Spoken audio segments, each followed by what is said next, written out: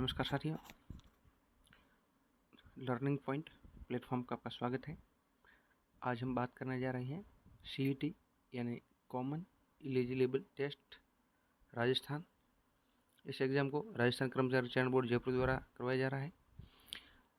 और आपकी जानकारी के लिए हम बता देते हैं कि सीईटी का एग्ज़ाम है वो कब है। सीईटी का एग्ज़ाम है 21, 22, 23, 24 सितंबर 2024। इसकी परीक्षा तिथि जारी हो गई है और उसका नोटिफिकेशन है वो लगभग अगस्त फर्स्ट वीक यानी कि लगभग 4 या 5 तारीख को आ जाएगा। 4 या 5 तारीख को आने वाला है। आज आलोक राज जी सर का ट्वीट कभी आया था, जो लगभग फर्स्ट वीक के अंदर 100% आ जाएगा। और एक साथियों, आज हम चर्चा करने जा रहे हैं हिंदी में सीईटी में किस टॉपिक से कितने प्रश्न आए थे। इसके आधार पर हम पिछले 4 वर्षों के पेपर हुए थे 2022 के अंदर, उसके आधार पर हम विश्लेषण करके आज लाए हैं कि टॉपिक से कितने प्रश्न आए थे। देखिए साथियों, हिंदी के सिलेबस में कौन कौन से टॉपिक है। संधि, समास, उपसर्ग, प्रत्यय, सार्थक शब्द, शब्द की शुद्धि, वाक्य शुद्धि, पारिभाषिक शब्दावली, क्रिया, क्रिया विशेषण, विशेषण, कारक, संज्ञा, सर्वनाम, पर्यायवाची शब्द, विलोम शब्द, लोकोक्ति, मुहावरे, उच्चारण स्थल, एकार्थी शब्द, शब्द युग्म, विराम चिन्ह और पत्र लेखन। इस टॉपिक से है, ये इतने सारे टॉपिक है। इनसे सीईटी में पिछली भर्ती थी 2022, उस एग्ज़ाम में ये सारे सवाल आए थे। देखिए सर, उच्चारण स्थल एक बहुत ही फ्री वाला नंबर है, इसको अपन को थोड़ा सा देख। संधि ऐसा टॉपिक है जो राजस्थान या देश का कोई भी एग्ज़ाम हो उसके अंदर लगभग, जिसमें हिंदी का सिलेबस है उसमें संधि और समास के क्वेश्चन तो आने ही है। संधि में कितने आए थे। संधि में पहला पेपर हुआ था, उसमें 2, 1, 1 और 0। लगभग प्रत्येक एग्जाम में एक क्वेश्चन तो आना ही है प्रत्येक पेपर में। हिंदी में 2, 1, 1 और 0, ये पहला पेपर हुआ था। दूसरा, तीसरा और चार पेपर हुए थे सीईटी ग्रेजुएशन लेवल के, उसके बारे में है। देखिए समास के कितने क्वेश्चन आए थे। समास के क्वेश्चन हुए थे 2, 1, 1 और 1। पहले में 2, 1, 1 और 1। उसके बाद में देख सकते उपसर्ग में, देखिए उपसर्ग और प्रत्यय में भी आए थे। उपसर्ग और प्रत्यय के साथ में 1, 0, 1, 1, यानी संधि, समास, उपसर्ग और प्रत्यय यानी प्रत्येक एग्जाम में क्वेश्चन आया है।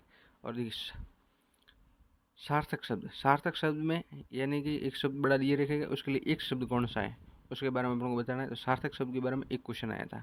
और शब्द शुद्धि, इसके बारे में भी एक क्वेश्चन आया था फर्स्ट पेपर में ही, बाकी वाला में नहीं आया था। तो ये अपन को क्वेश्चन है, बहुत अच्छे से अगर तैयार कर लेंगे तो हमारे क्वेश्चन है वो गलत नहीं होने वाले हैं। अब देखिए आगे वाले टॉपिक में कौन कौन से क्वेश्चन आए थे। ये वाक्य शुद्धि, शब्द शुद्धि और वाक्य शुद्धि के क्वेश्चन है।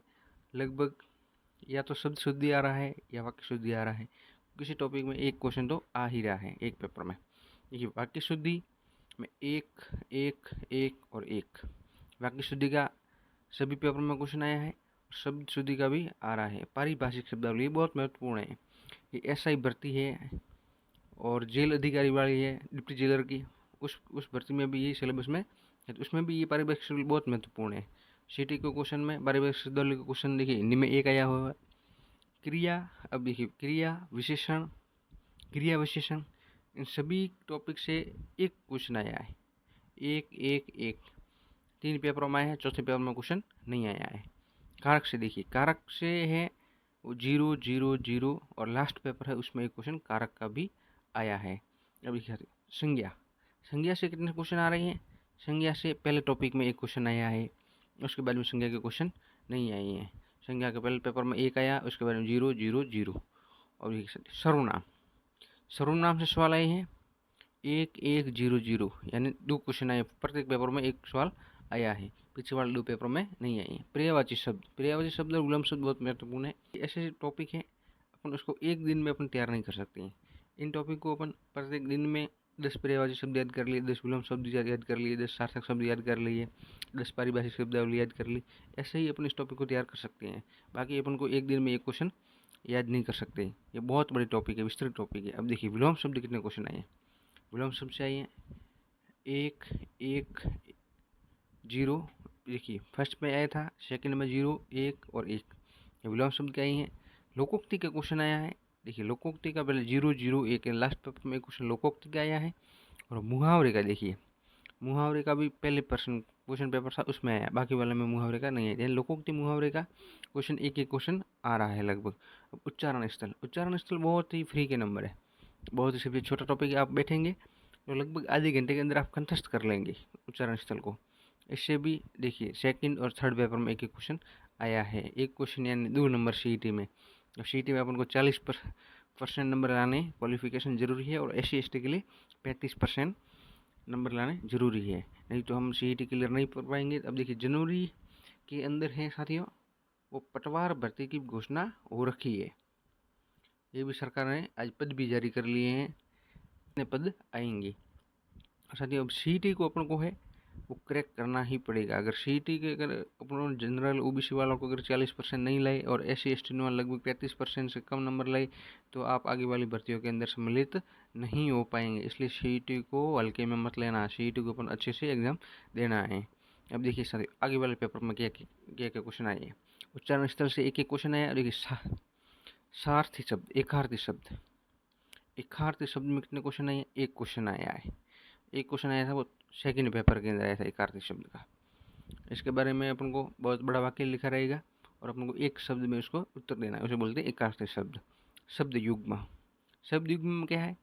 शब्द युग्म के बारे में भी कितने क्वेश्चन आए हैं? 2 क्वेश्चन आए हैं। थर्ड और फोर्थ पेपर के अंदर एक क्वेश्चन आया है। एकार्थी शब्द युग्म में क्या है?